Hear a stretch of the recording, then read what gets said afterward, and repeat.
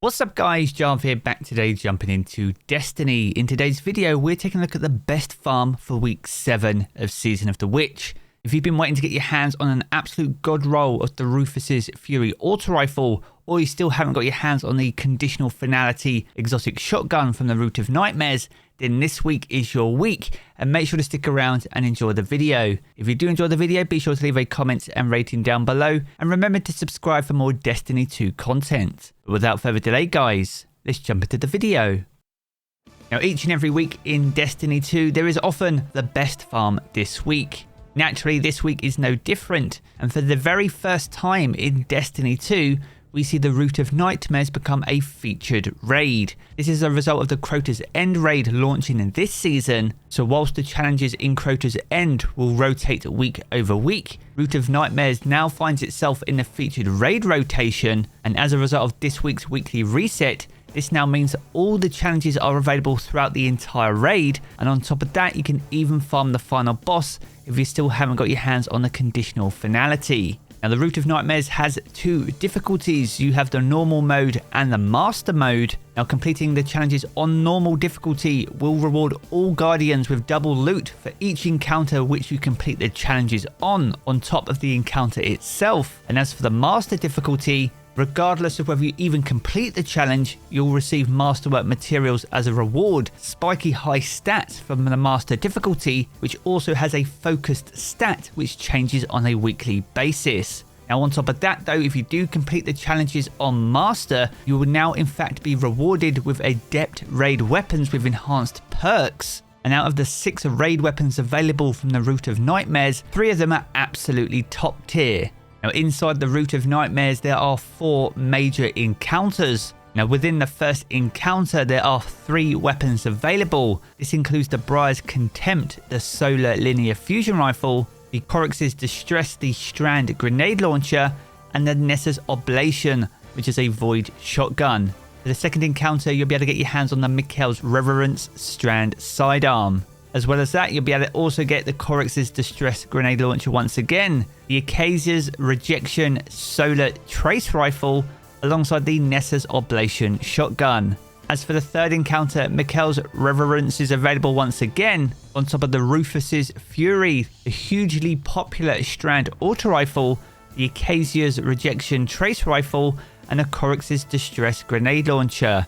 And for the final encounter, which is Nezarec, you can pick up any of the weapons from any of the previous encounters on top of the Conditional Finality, which is an exotic stasis shotgun that deals stasis and solar damage. It's incredibly strong and hugely popular inside the Crucible, and as we touched upon earlier in the video, because the Root of Nightmares is the featured raid this week, you can repeat all these encounters with or without the challenges, and you'll be granted raid loot upon each and every completion. Naturally, completing the challenge effectively provides double loot, increasing your chances of getting your hands not just on the weapons, but also the weapon patterns, which will allow you to craft the normal versions of these weapons. But if you're seeking the enhanced traits, then you'll need to get those fire teams together and jump in on the master difficulty. Now, completing encounters inside the Root of Nightmares isn't the only way to get your hands on raid loot. There is in fact an extra bonus chest you can unlock by activating 3 seeds throughout the course of the raid. Now we made a video right here on the channel to help you identify exactly how you can find out the correct combination and the 3 locations where you need to activate the correct seed. It's a fairly simple process and an easy one to complete as you work your way through the raid. By completing these 3 objectives, you will gain an extra chest after defeating Nezarec, and upon your first completion of the week, this will be guaranteed to drop an extra Deepsight resonance weapon. It's well worth doing if you're on the path to loot this week, especially if you're still missing weapon patterns from some of these incredible raid weapons. Now if you haven't checked out that video though, make sure to do so, and I'll be sure to leave the link to that down in the video description below. Now to get the most out of the Root of Nightmares this week though, you will need to complete the raid challenges, and as we mentioned there are 4 challenges in total. Now we're going to quickly summarize each of the 4 challenges, so if there's one that you're looking for in particular, make sure to use the timestamps down in the video description below. Now the very first challenge can be found over in the Cataclysm, and this is called Illuminated Torment. Now this is a fairly simple challenge, but does require all tormentors to be taken out by the only guardian with the Field of Light buff. Now it's important to note that the guardian with the Field of Light buff needs to get the final blow, but the rest of the fire team can at least damage the tormentor until they are very low health. Now to make this challenge as simple as possible, I do highly recommend having a designated mechanics player who will be running the seeds and gaining the Field of Light buff. They are essentially the only person that can get the final blow on the tormentor. Now 2 members of the fire team can split on each side of the arena as you progress your way through, and their primary job is to identify the scions and take them out when called upon by the runner. As for the rest of the fire team, they can focus entirely on ad clear, but also prioritizing and calling out the tormentor, whilst also getting them to low health to make it an easy finish for the runner themselves. Now to absolutely nail this challenge, you need some clear communication, as well as ensuring that every guardian on the team knows their role, whilst working with the runner to help make their job as easy as possible. Now the second challenge can be found over in the Scission area, and this is called Crossfire. This is the second major encounter. Now for this challenge, players cannot shoot the launch crystals on the side that they're currently on. So with that in mind, when you need to cross the major ravine, a member of the fire team on the opposite side of the ravine must shoot that crystal for you. Now the rest of the major encounter mechanics remain entirely the same. So once again, it essentially comes down to absolutely crystal clear communication, but it is also important to note that you can't cheese this encounter. So things like sword skating or well skating will void this challenge off. So it's with that in mind, it's important to ensure that you are crystal clear with the rest of your fire team when you are due to cross the ravine, as each side will have a runner. Therefore, it's important that each side has a designated player who is responsible for shooting the relevant crystals. Now, as we mentioned, other than taking on that small extra responsibility, the rest of the mechanics remain entirely the same, with the rest of the fire team purely able to focus on clearing ads. The other thing to bear in mind is by taking on this extra responsibility, it does mean you will be focusing on ads slightly less, so the rest of the team will need to be more efficient to make up for that extra slack. Either way though, it is fairly simple and a fairly easy challenge to complete. And moving on to the third major encounter over at the Microcosm, this is called Cosmic Equilibrium.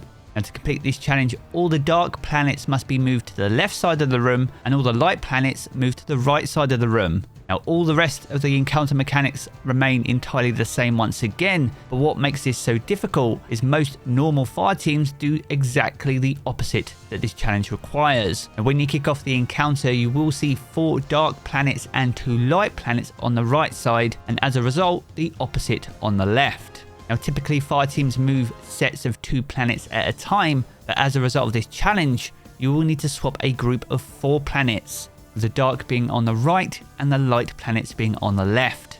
So it's with that in mind, each player will need to swap one of the mismatched planets once this has been identified on their plates. Now once that's been located, you'll need to swap that with one from the other side as normal, but to complete this challenge, you effectively need to do this twice. It's not possible though to move all 8 planets at once, so you will need to do it in 2 sets of 4, which as a result brings you much closer to the wipe timer, which means you'll need to move very quickly with little to no mistakes whatsoever. This is probably the most unforgiving challenge in this raid, but once each and every member of the fire team understands their role and their part to play in this encounter, it's at least a very rewarding challenge to complete. This is only one of 2 encounters that can drop the Rufus's Fury auto rifle. If that's the weapon that you're chasing, or you're looking for weapon patterns for it, then this could be an encounter you spend a lot of time in upon this week's weekly reset. Now as for the final challenge, this is called All Hands and can be found at the final boss Nezarec.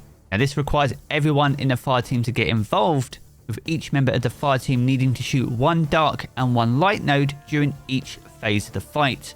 Now there are 6 nodes on each side, so if for any reason any member of the fire team shoots more than 1 node on a single side, then this will completely fail the challenge. Now if you are experienced in this fight, it is fairly easy to do this on the fly, but to help remove some of the chaos that can happen as a result of that method, then devising a rotation for you and your fire team is a much simpler option. Now, when it comes to the rotation, you can, for example, have one player shoot the first node on the light side of the room, which once they complete can then head over to the third node on the dark side of the room. This challenge will result in members of the fire team having to alternate between sides on a regular basis, so it's hugely important to keep an eye on Nezarek's wipe mechanic and ensuring a refuge is being created, as it's highly likely that completing the chains on each side will take longer as you're not using a dedicated pair of players. Now, whilst this challenge might seem like absolute chaos most of the time, it's actually much simpler than the third challenge in this raid. I personally quite like the fact that it involves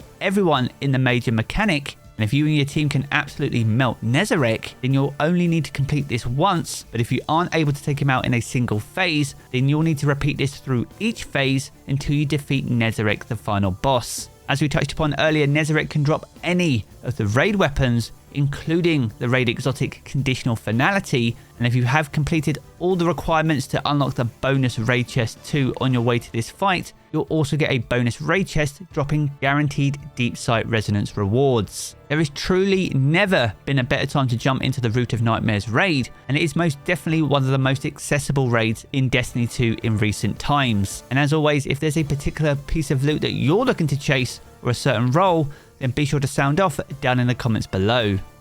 So there we have it, guys, a good look at what is probably the best farm this week in Destiny 2. If you've enjoyed this video, be sure to check out one of the 2 videos you see here in these cards for more Destiny 2 content. And if you want to keep up to date with everything to do with Destiny 2, then be sure to hit subscribe as well. I'm going to jump into the game as always, guys, and I will catch you all again very soon.